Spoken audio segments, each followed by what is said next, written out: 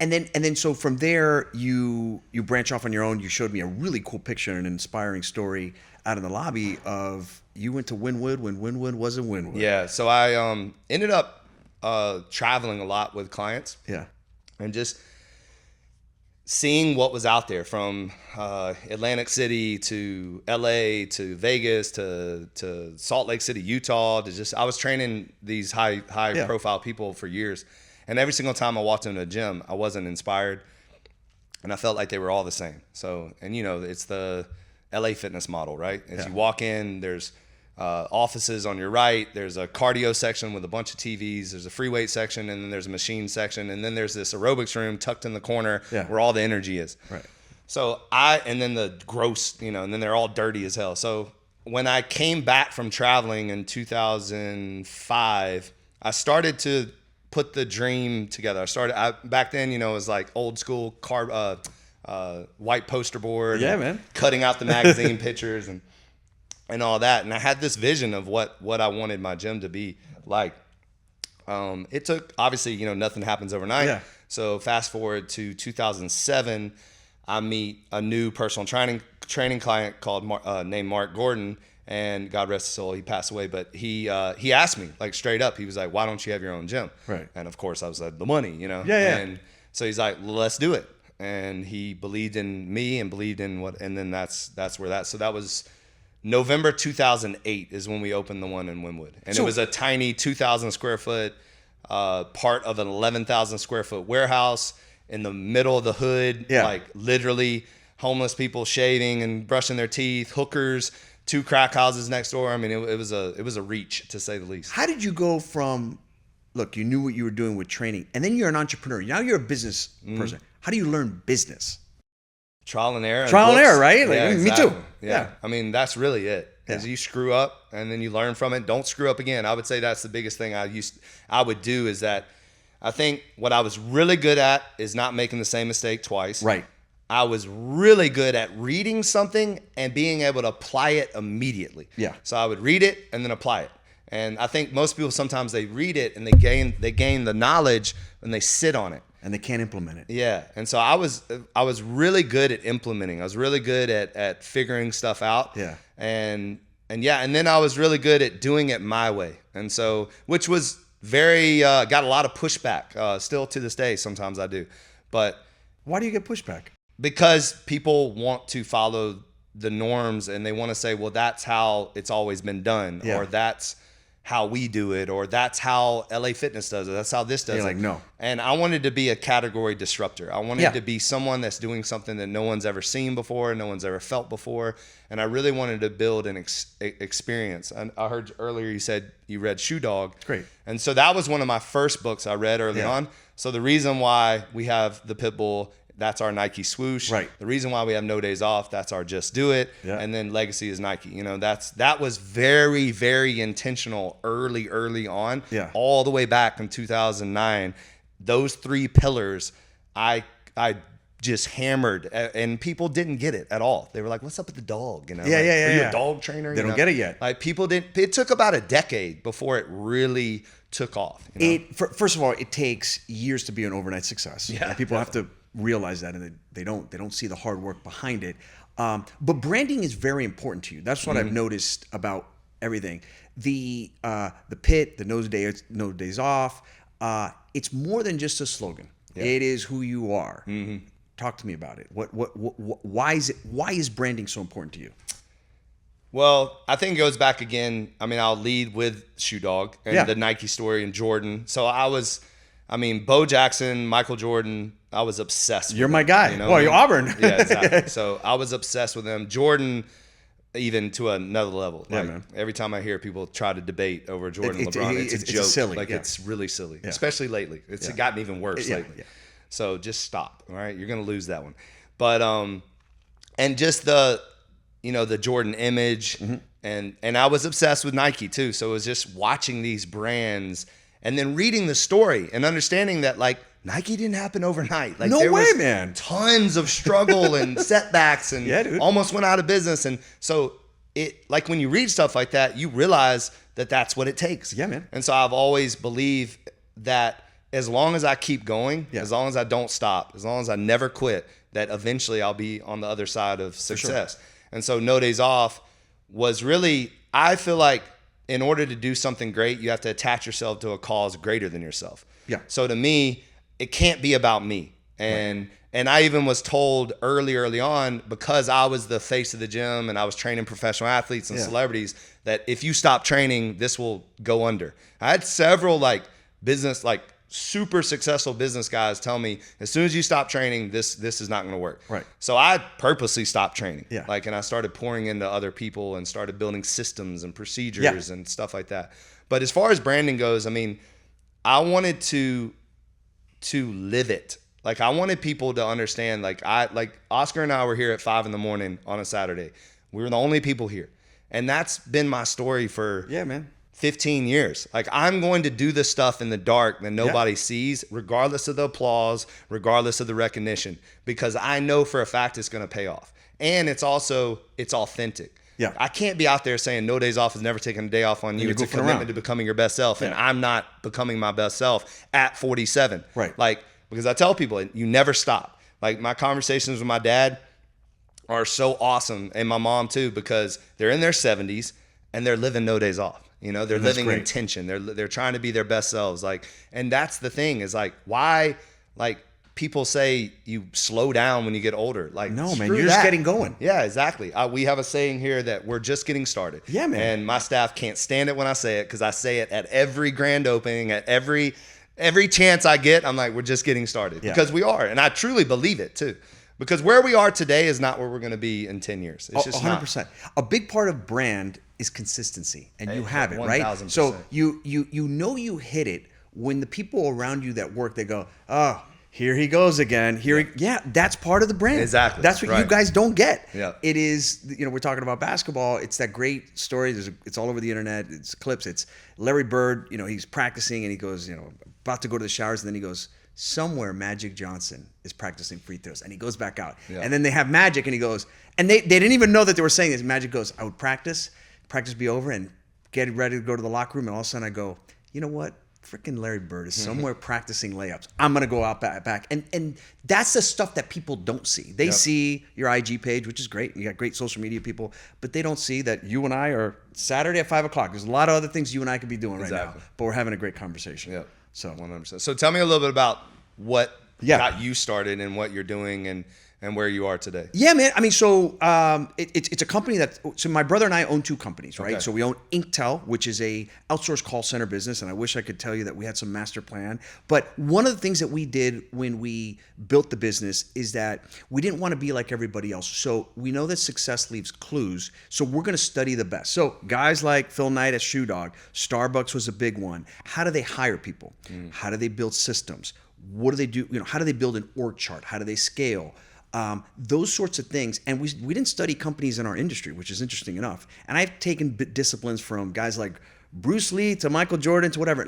How do they prepare? What are their lives like that? And over the course of many years, ups and downs, I'd love to tell you that everything's been awesome. Well, it never is. Right? It never is. Right. But one thing I've always noticed, and I can see it with you, when people go, what's the one characteristic that you have to be successful? Look, there's guys that are smart. There's guys that are great at sales, marketing, engineering, whatever. I go, but the best of the best have one thing in common. They are resilient motherfuckers. They do not give up. You have to understand, you cannot give up. You can slow down, scale back, regroup, whatever, but you cannot give up. And you have to be have tenacity in running through your veins. Because if not, you will get your clocking. Because guess what? There's a guy across the street that's got a gym. There's a guy in China that's got call centers that's working around the clock. So you cannot give up. And then you have to invest in yourself. You have got to get better. You have got to read. You got to have, you're fit, I'm fit. You got to take care of yourself. You got to take care of your mind. What's your mindset? And then that stuff is very contagious, and it's contagious to your team. The more you do that, and it talks to, your no days off, the more that it'll get contagious with everybody else. Right. And that feeds. On the flip side of that, is cancer spreads. So when you got a cancer in your organization, I cannot emphasize this enough. You have to cut it out immediately. So the old saying of hire slow, yeah, I'm going to hire real slow. You're not on my timeline. I mean, I'm not on your timeline. You're not on my timeline. But I assure you that if you come in here and you're disruptive or you're not doing your job, whatever, we're going to have one conversation. The next conversation is either you got your ass in gear or you're out the door. Yep. And that's it. And I've made a mistake with that over the years. we all have. Because you I love learned from the people, mistakes. and you always think that because the whole job of a leader is to pour into them and try to make them better or whatever. Yeah. And so you always see, I said this on another podcast, is that I never see somebody in where they are. Like I'm always seeing where they're going. Yeah, man. And unfortunately, a lot of times they don't see themselves of where they're going. They only see who they are, and they can't get out. They're stuck in that person. You know. Think about your self-esteem. I can be pumping you up all day, but I know that you have high self-esteem. Why? Because you went through the grind. That's why, right? Because I earned it. Because you earned it. Like when you look at yourself in the mirror, you can't lie to yourself. You can't be an imposter. You can't lie to yourself if you have hit the snooze button every single morning. You can't lie to yourself if you're sneaking, donuts in the middle of the day. You can't lie to yourself if you didn't hit the weights in the morning. Man. So no, totally, dude, totally. Question I had for you, which is interesting because I'm at that stage in my life too, is like scale. So you said you pulled away from training. You made it happen. How did you get all those trainers on the same page, buying into the PIT philosophy? How did you do that? Systems. Systems. So it has to be systems. So I actually always have to shout him out. Louis Barone, a good friend of mine. He told me to read a book called the E-Myth Seminar. Yeah. The E-Myth Seminar by Michael E. Gerber. Yeah. I think he has 4 books. I've read them all. Yeah. But what happened was he told me to read that book, and I got the audiobook instantly. And that's another thing too, like that I feel like I do that other people's don't. If somebody recommends something, I've read the book the next day. I'm calling them and saying, yeah. So, because I feel like, again, you got to act. You got to go. Like, because you're going to forget or you're going to put it off. So I literally put that audiobook on, got on the art trainer. I didn't get off the art trainer until I was finished with the book. Wow. And then when I got off the art trainer, I started implementing systems. Yeah, man. System. We're going to answer the phone like this. We're going to, we're going to build, this is how we're going to clean. This is how we're going to greet our customer. Like basically building out a franchise model and making sure that everybody, then also making sure that, so we have strength day and conditioning day and performance day. There's different kind of ways we do things. There's a rep scheme, there's time, like all this stuff. So making sure that anybody that comes on our staff knows how to write a workout out in the way we want it. So we have like different systems for that.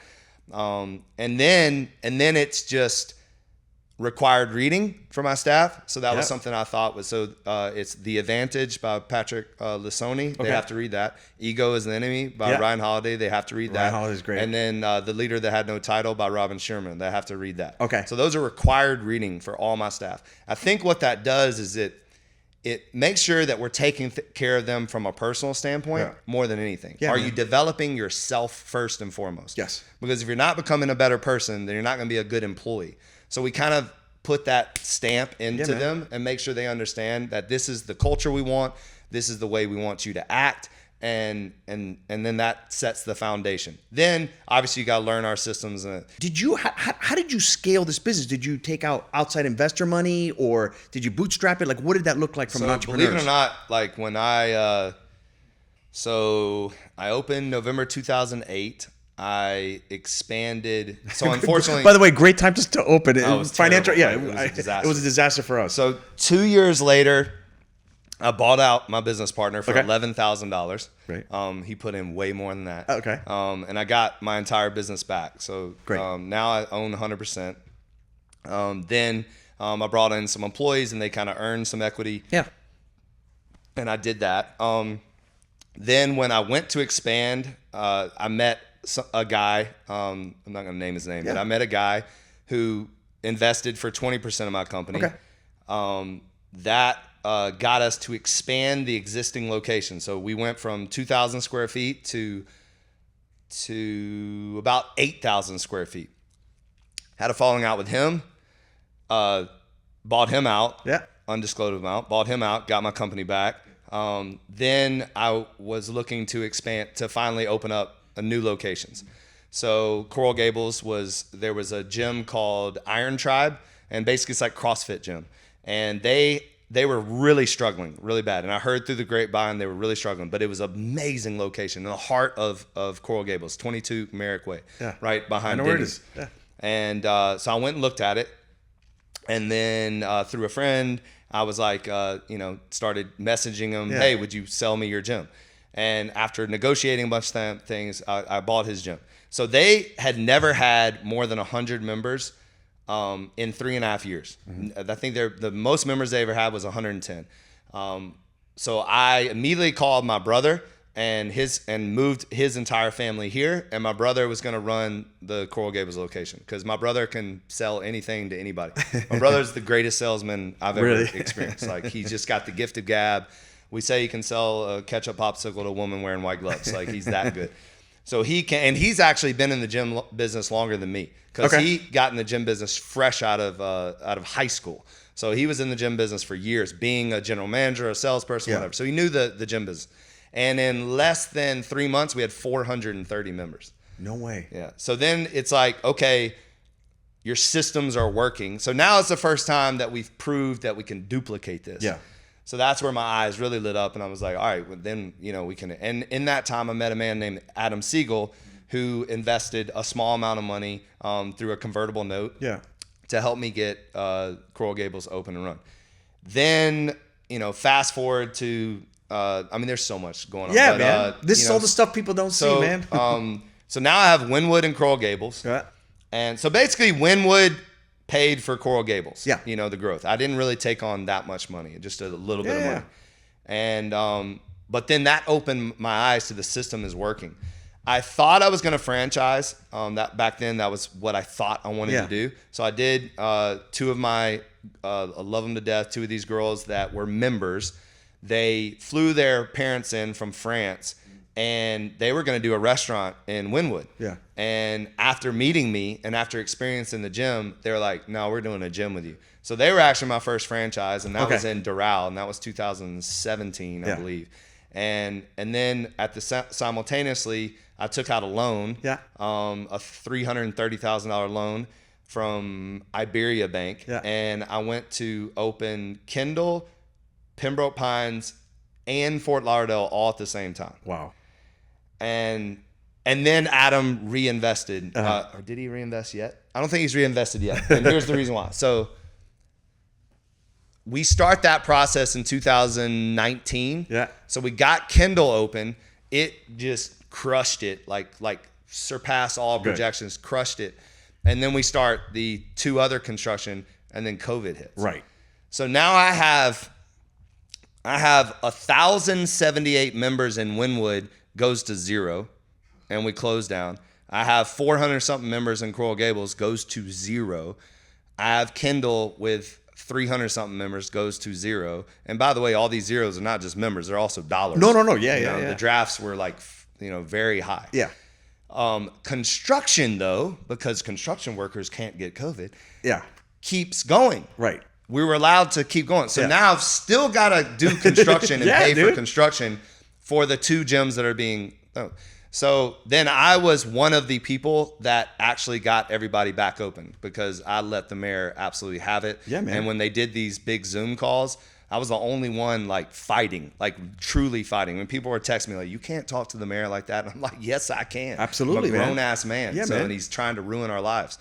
So make a long story short, which is impossible, but we were shut down for 3 monts. So that's a lot of revenue gone. And then, and I'm trying to get two gyms open. Yeah. They let us open back up. So they shut us down. I had 3 gyms. When they came back and let everybody go back to work, now I have 6 gyms. So, and in the meantime, gyms are falling. There was 114 24-hour fitnesses that closed down. Crazy. There was 30 F45s that closed. Everybody's Flywheel went out of business. That's right. And I'm growing. So it was weird, And then, but that's where the opportunities are, right? Exactly. Yeah. If again, you don't quit, no days off. And then also, that was when, this is even wilder, is that I identified. So when the pandemic happened, I knew everybody was going to freak out. Like I just knew it. And I'm not a freak out person at all. And I also thought it was all bullshit. But me too. That's a different conversation. That rabbit hole. Shut down the healthy people in the gym. Exactly, yeah, okay. That's Thank a God smart RFK's move. back. Yeah. But anyways, whole nother topic. But what I knew is I knew people would be sitting in fear and not thinking about. I knew this. I knew people would make permanent decisions in a temporary season, and I did not want to do that because I saw it like Barry's. Barry's went full blown online training, like on this online crap. Yeah. It tanked. Really? Because, I mean, bad. And because I knew that this is temporary, guys. Like, don't start. Everyone went to online. Like Peloton blew up, right? And now they're about to go bankrupt. Yeah. And so then what happened too is that I was in this no AC warehouse, right? Which was never really my true vision. My true vision was something like this, right? And I was there for 13 years. I was in a nasty fight with the landlord during COVID because, of course, they don't give a crap about you. Just pay me. Where's my rent? So I strategically started looking for a new place to move the gym in the middle of the pandemic. So I was calling realtors and everybody was like, what are you doing? It's COVID. And I'm like, I don't care. I want to find. So I found something on the good side of the tracks, brand new, and negotiated the deal August 2020 in the middle of the pandemic. Which was great for you. Yeah. And then moved the gym. Built it out and moved the gym. And by the way, had no money. Had no money to do any of it. None. But I figured it out.